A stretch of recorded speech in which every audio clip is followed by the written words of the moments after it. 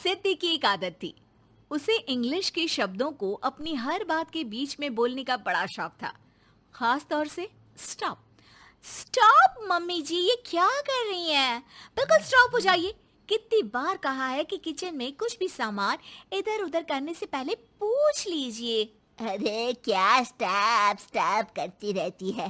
तेरा बस चले तो पूरी दुनिया स्टॉप करा दे। और हाँ, सामान इधर उधर नहीं, मैं बस ये देख रही थी कि चीनी कहाँ है। चाय पीने की तलब थी। स्टॉप मम्मी जी, अब ये मत बोलिए कि आपको ये भी नहीं पता कि किचन में चीनी कहाँ होती है। सास को सिद्धि की बात बिना सर पैर की लगती है। वो उससे बहस नहीं करना चाहती, सो वहां से निकल जाती है। सिद्धि कमरे में।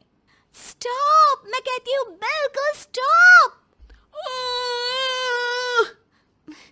मैंने कहा बिल्कुल स्टॉप। नहीं करता स्टॉप बिल्कुल। अरे यार, बिजली की वायर जोड़ रहा था, तुमने स्टॉप होने के लिए बोला और ये देखो क्या हुआ, करंट लग गया। अब करंट लगने पर चिल्ला रहा हूं तो भी स्टॉप। अरे चाहती क्या हो तुम? स्टॉप, मैं क्या चाहती हूँ? अरे अब कैसे स्टॉप हो जाऊं?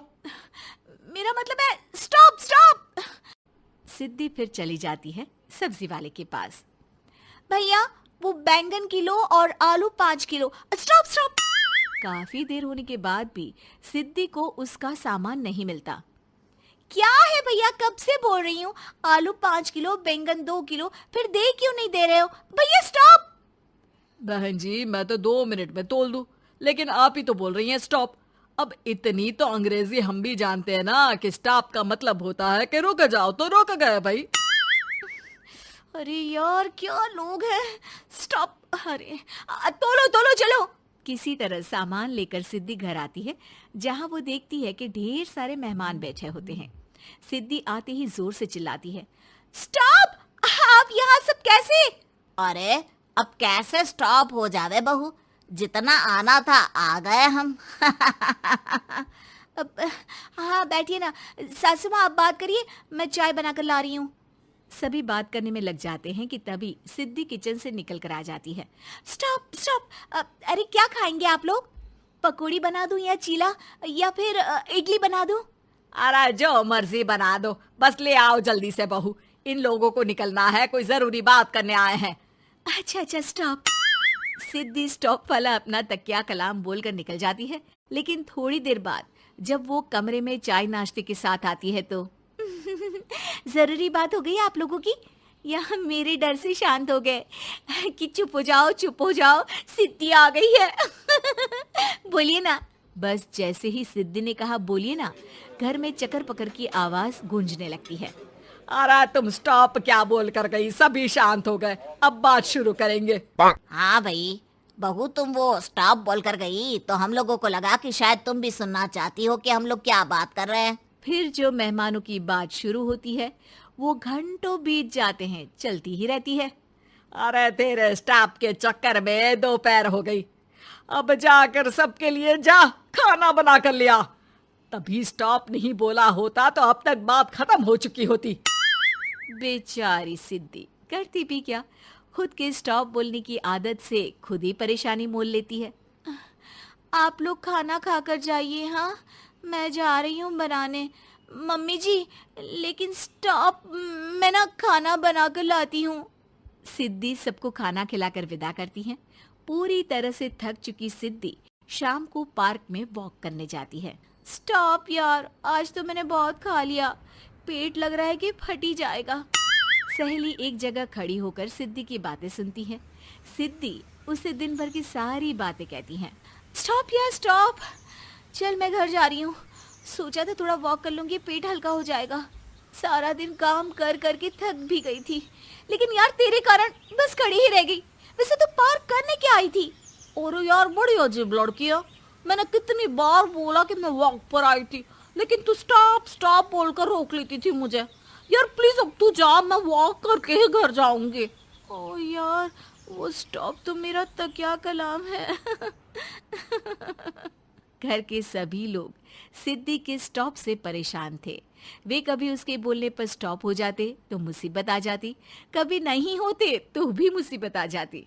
अरे मैं तो इस बहू के तकिया कलाम से परेशान हो गई हूँ। अरे कोई तो उसकी ये आदत हटाए। देखो माँ, ये जो आदत होती है ना, जब तक खुद की जान पर न बन जाए आदत छूटती नहीं। अरे उसकी जान पर बनाए उससे हमें क्या, हम लोगों के लिए तो ये परेशानी का कारण बनती ही जा रही है।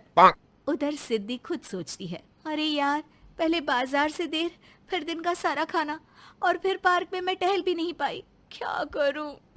इस तकिया कलाम के कारण मैं खुद ही परेशानी झेल लेती हूँ।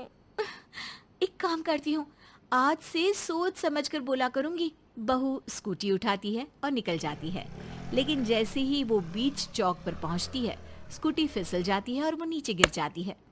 हाय रे, कोई तो बचाओ, किसने टक्कर मार दी मुझे? कितना दर्द हो रहा है, कोई तो डॉक्टर के पास लेकर चलो। स्टॉप। बस जैसे ही बहू स्टॉप बोलती है, सारे वहीं रुक जाते हैं। बड़ी घमंडी औरत है, एक तो हम बचा रहे हैं, ऊपर से देखो स्टॉप बोल रही है। स्टॉप? कोई नहीं है क्या इस पूरे शहर में? बहू अपने तकिया कलाम की रट लगा कर रखती है। स्टॉप, कोई है? कोई स्टॉप? लोग उसकी मदद के लिए आगे तो आते हैं, लेकिन जैसे ही उसका तकिया कलाम सुनते हैं, वहां से निकल जाते हैं। तभी कहीं से उसका पति लौट रहा था।